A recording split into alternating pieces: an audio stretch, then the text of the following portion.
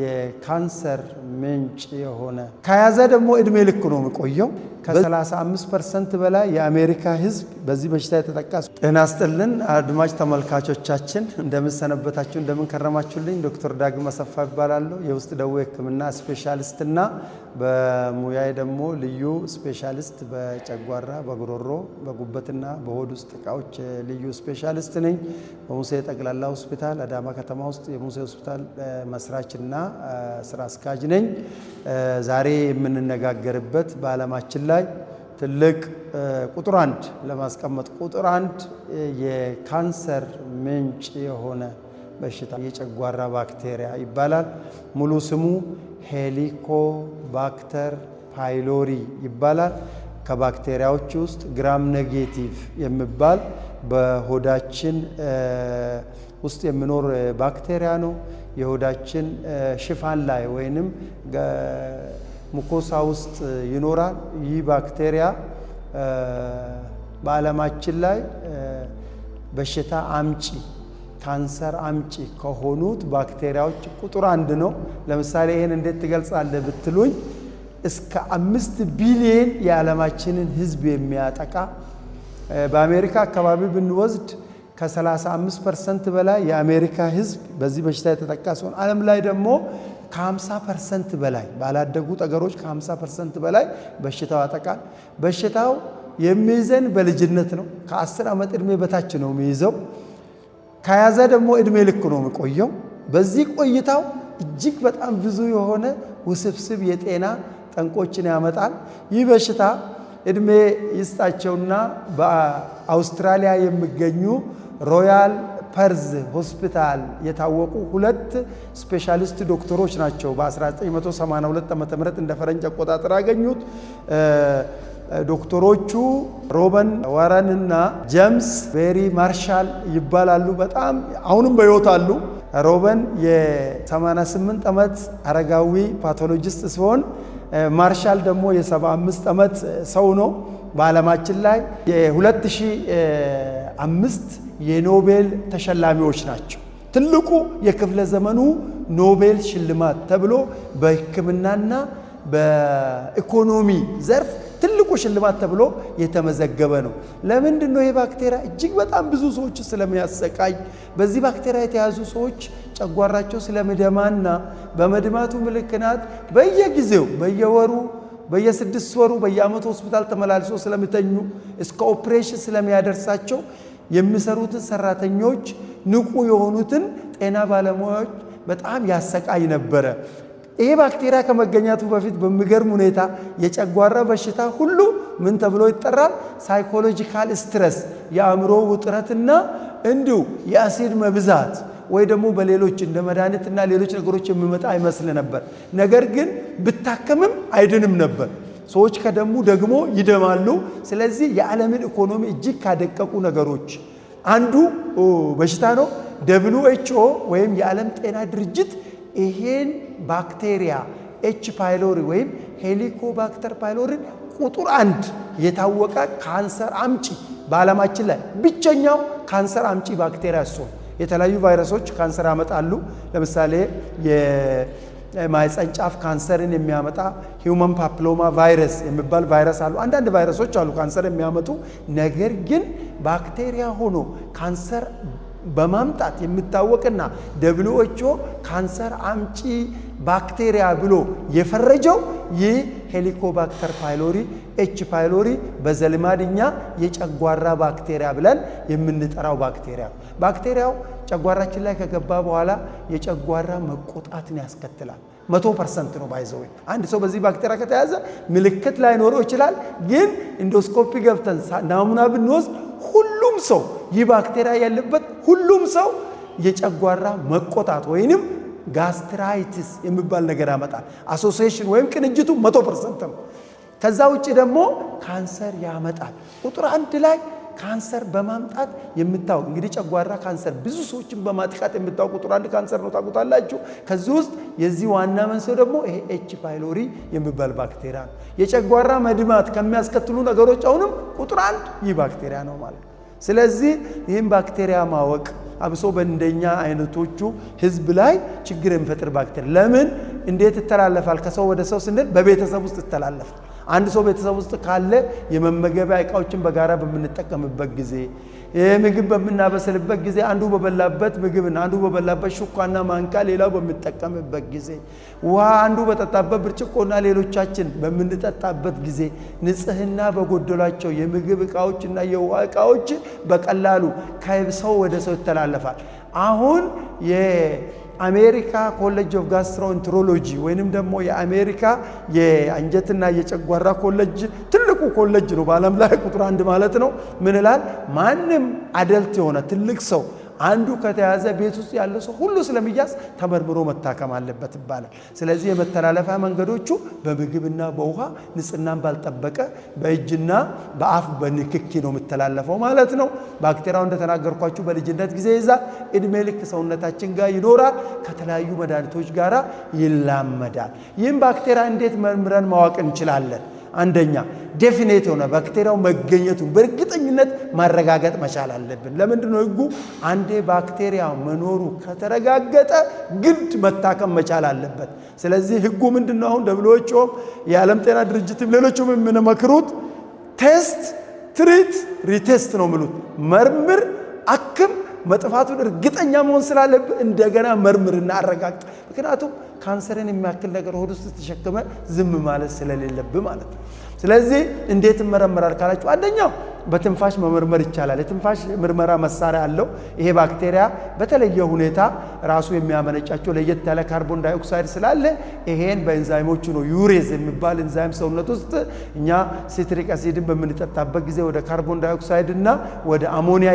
ይቀይራል ያ ካርቦን ዳይኦክሳይድ በሳምባ በምንተነፍስበት ጊዜ ከማሽኖቹ ጋር ቴስት በማድረግ ይሄ ባክቴሪያ በርግጥ መኖሩን የድሮ ኢንፌክሽን ነው ዛሬ መኖሩን ማረጋገጥ አለብን ሌላው ይህ ባክቴሪያ በሰገራ ቅንጣት ውስጥ በመውሰድ አንቲጂን ይባላል ስቱል አንቲጂን እንላለን ራሱን ባክቴሪያው ቴስት እናደርጋለን ይሄም ኦልሞስት 100% ሴንሲቲቭ ነው በእነዚህ በሁለቱ መንገዶች ሌላ ኢንዶስኮፒ በምንሰራበት ጊዜ ከጨጓራ ወይ ከትንሹ አንጀት ከዶድነም ላይ ናሙና በመውሰድ ይሄን ናሙና ፓቶሎጂ በማሰራት በካልቸር በማብቀል የተለያዩ ደግሞ ፒሲአር ወይንም ደግሞ ኔክስት ጄኔሬሽን ሲኩዌንሲንግ የሚባል የጂን አይነቶችን በመጠቀም ባክቴሪያው እርግጠኛ መኖሩን እናረጋግጣለን ከተገኘና ካረጋገጥን በኋላስ ማከም መቻል አለብን 2024 በፈረንጆችና ከዛ በኋላ የወጡት ህክምናዎች ኮምፕሊትሊ ሙሉ በሙሉ ነው የተቀየሩት ባይዘው ድሮ ትሪፕል እንል ነበር ትሪፕል ማለት 3 ማለት ሁለት ባክቴሪያውን የሚገሉ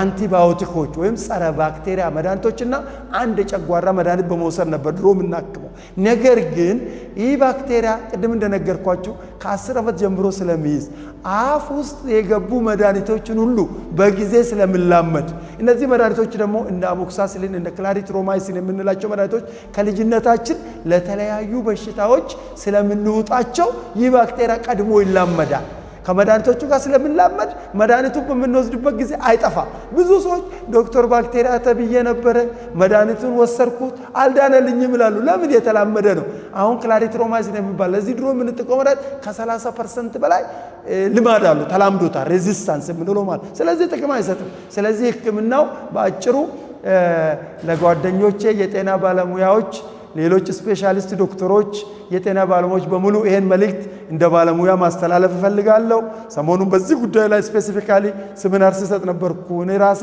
ይሄ ባክቴሪያ ህክምናው ተቀይሯል ስለዚህ አሁን ድሮ ትሪፕል የምንለው ኮምፕሊትሊ ቀርቷል ማለት ነው እንደ ክላሪትሮማይሲን እነ ሌቮፍሎክሳሲን እና የመሳሰሉ ድሮ የታዘዙ መድኃኒቶችን አሁን የባክቴሪያው ሴንሲቲቭ መሆኑን በካልቸር ካላረጋገጥ ማከም አይቻልም ከጋይድላይን ወጥቷል ማለት ነው ከህክምና ወጥቷል እና ምንድነው የምንጠቀመው ከተባለ ኦፕቲማይዝድ ቢዝነስ ቤዝድ ኳድሪፕል ቴራፒ ይባላል 4 መድኃኒቶችን የያዘ ይሄ ባክቴሪያ ያልተላመዳቸው አንቲባዮቲኮችንና ጠንካራ ለየት ያለው አዳዲስ የመጡ የጨጓራ መድኃኒቶች አሉ እንደውም አሁን የሚባሉ ፖታሺየም ኮምፒቲቲቭ አሲድ ብሎከርስ የሚባሉ አዳዲስ የመጡ መድኃኒቶች አሉና በድሮ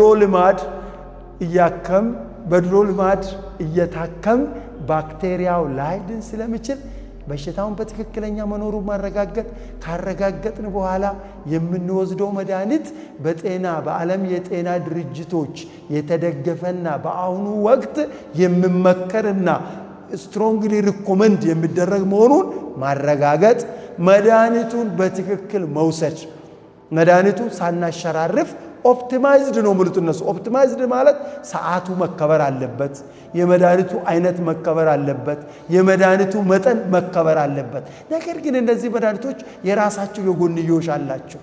ብረት የመምረር፣ የማቅለሽለሽ፣ አንዳንድ የሚማስቀመጥ፣ ያለመመቸት፣ ክኒን ደግሞ ይበዛል። በአንዴ እስከ 10 ክኒን እንውጣለን፣ በቀን እስከ 4 ጊዜ ልንውጥ እንችላለን። ለ14 ቀን መወሰድ አለበት። 13 ቀን እንኳን ቢወሰድ ላያድን ይችላል። ጥናት ተከናውኗል።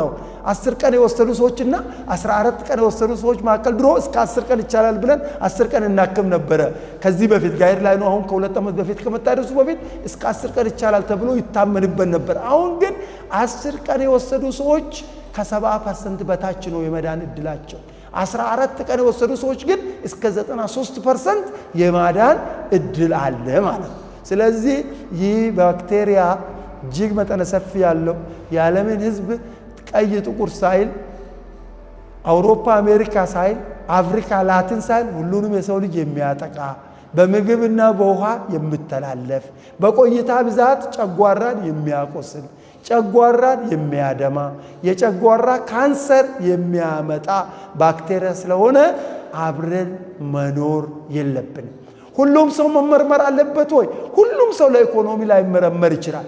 ነገር ግን የጨጓራ ምልክት ያለባቸው የሚያገሳቸው ሆዳቸውን የሚነፋ ጨጓራቸው ከዚህ በፊት ደምቶ የሚያቅ ቤተሰባቸው ውስጥ ሌላ ቤተሰብ የታመመ ከነሱ ቤተሰብ ውስጥ ከዚህ በፊት የጨጓራ ካንሰር የተገኘበት ጨጓራ የደማ ሰው ካለ ግድ መመርመር፣ ከተመረመርን በኋላ ደግሞ መታከም፣ ከታከምን በኋላ ደግሞ መጥፋቱን እንደገና ቴስት በማድረግ በመመርመር ማረጋገጥ መቻል አለብን። ለ14 ቀን መድኃኒቱን ከወሰድን በኋላ ለ1 ወር እረፍት ካደረግን በኋላ ነው የምንመረመረው። አንዳንድ ሰዎች ይታከማሉ፣ መድኃኒቱን ይጨርሳሉ፣ ቶሎ ሄዶ ይመረመራሉ። ከዛ ኔጌቲቭ ፎልስ ኔጌቲቭ ነው የሚመጣው። ከተወሰነ ጊዜ በኋላ ይመለስባቸዋል። ስለዚህ የዓለም ጤና ድርጅቶች በአጠቃላይ በአውሮፓም በአሜሪካም የሚገኙት አሁን የሚመክሩት የሀገራችንም ምንድነው? አንድ ሰው ባክቴሪያውን ታክሞ ከጨረሰ በኋላ ከ1 ወር በኋላ ወይም ከ28 ቀን በኋላ ምንም አይነት አንቲባዮቲክ ጸረ ሕዋስ የመድኃኒቶችንና የጨጓራ መድኃኒት ሳይወስድ ማለት ነው። ምናልባት ጨጓራ መድኃኒት ሳይወስዱ መኖር የማይችሉ አንዳንድ ሰዎች ሊኖሩ ይችላሉ። ለነሱ የሚሰጡ የተለዩ መድኃኒቶች አሉ። ኤች2 ብሎከር የሚባሉ እነ ሲሜቲዲን፣ ራኒቲዲን፣ ፋሞቲዲን የሚባሉ ለየት ያሉ ይህን ባክቴሪያ አፌክት የማያደርጉ ችግር የማይፈጥሩ አሉ። እነሱን በባለሙያ ሊቀየርላቸው ይችላል ማለት ነው። ስለዚህ በአጠቃላይ ክቡራን አድማጮቻችን በዚህ ገጽ የምትከታተሉን እንግዲህ ዛሬ በሰፊው የዓለማችንን ኢኮኖሚ የሚያጠቃ ብዙ ወጣቶችን ከትምህርት ቤት የሚያስቀር ከዩኒቨርሲቲ እንዲያቋርጡ የሚያደርግ ብዙ ሰዎች እየተሰቃዩ ከትላልቅ ስራዎች የሚያቋርጡት አይታችሁ ከሆነ ብዙ ሰው ጨጓራ የለብኝም የሚል ሰው የለም። የሚሰቃዩበት ትልቅ ሰፊ በሽታ መሆኑን አውቃችሁ በትክክለኛው መንገድ በመመርመር በሽታው ከከፋ ደግሞ ኢንዶስኮፒ በመነሳትና ደረጃውን በማወቅ ለዚሁ የተፈበረኩና የሚታዘዙ መድኃኒቶችን በመውሰድ ከዚህ አደገኛ በሽታ ልትድኑ ትችላላችሁ። ይሄን መድኃኒት ይሄን ባክቴሪያ ለለዩልን በቀላሉ ሕክምና እንድናገኝ ላደረጉት ለተላላቆቹ ሳይንቲስቶች ብድር ግባቸውና ዛሬ እኛም በእነሱ ትከሻ ላይ ቆመን ነው ጨጓራን እያከምን ያለ ነው። ለምን? ከዛ በፊት ትላልቅ ሰዎች እነ ቻርልስ ዳርዊን በባዮሎጂ የምታውቁት በዚህ ባክቴሪያ ተጠቅቶ ነበር እድሜያቸው ያለፈው። በጣም ነው የሚያሳዝኑት። እኔ ማአት ዓለም ላይ የምትወዷቸው አርቲስቶች፣ ምሁራን፣ ብዙ ሰዎች በዚህ ባክቴሪያ ምክንያት ጨጓራቸው ደምቶ የሞቱ ካንሰር ይዟቸው የሞቱ ብዙ የሚገርሙ ሰዎች አሉ። ጊዜ ስለሌለን እዚህ ላይ እናብራራም፣ ሌላ ጊዜ በሰፊው እንገልጻለን ማለት ነው። የጨጓራ ባክቴሪያን በመመርመር በመታከም ከሰውነታችን ውስጥ በማጽዳት ጤናችንንና የቤተሰቦቻችንን ጤና እንጠብቅ። ደጉ ነገር ጥሩ ዜና ይህ ባክቴሪያ አንዴ ከታከመና በትክክል መጥፋቱ ከተረጋገጠ መልሶ የመምጣቱ እድል በጣም ዝቅተኛ ነው። ስለዚህ አንዴ ከተያያዝ ከታከም መጀመሪያ የመምጣቱ እድል ኦልሞስት ከፍተኛ ነው። ከ50% በላይ ነው ብያቸዋለሁ። ማንም ሰው የመያዙ እድል ከታከመና ከጠፋ በኋላ መልሶ የመምጣቱ እድል ግን እጅግ በጣም ዝቅተኛ ስለሆነ በኮንፊደንስ ነው የምናክመው ማለት ነው። በኮንፊደንስ ነው የምናክመው። ትክክለኛ መድኃኒት እስካገኘ በትክክለኛ እስከተመረመረ መጥፋቱ በትክክል እስከተረጋገጠ ድረስ በሽታውን ማዳን ይቻላል። አንዳንዴ ባይድንስ አንዴ ታክመን ሁለተኛ ደረጃ የተባሉ ሳሊቬጅ ቴራፒ የሚባለው አሉ። ሁለተኛ ደረጃ ላይ ይሰጣል። እሱ ካልሆነ ሶስተኛ ደረጃ ላይ ሃይራርኪ ተቀምጦላችኋል፣ እናክማቸዋለን ማለት ነው። ስላዳመጣችሁን እናመሰግናለን። ዶክተር ዳግማ ሰፋ እባላለሁ። በድጋሜ በሙሴ ጠቅላላ ሆስፒታል አዳማ ከተማ እገኛለሁ። የጋስትሮኢንትሮሎጂስት ወይም የጨጓራ የጉበትና የአንጀት ልዩ ስፔሻሊስት ነኝ። መጥቶ ምክር ሊያገኙ ይችላሉ። አመሰግናለሁ።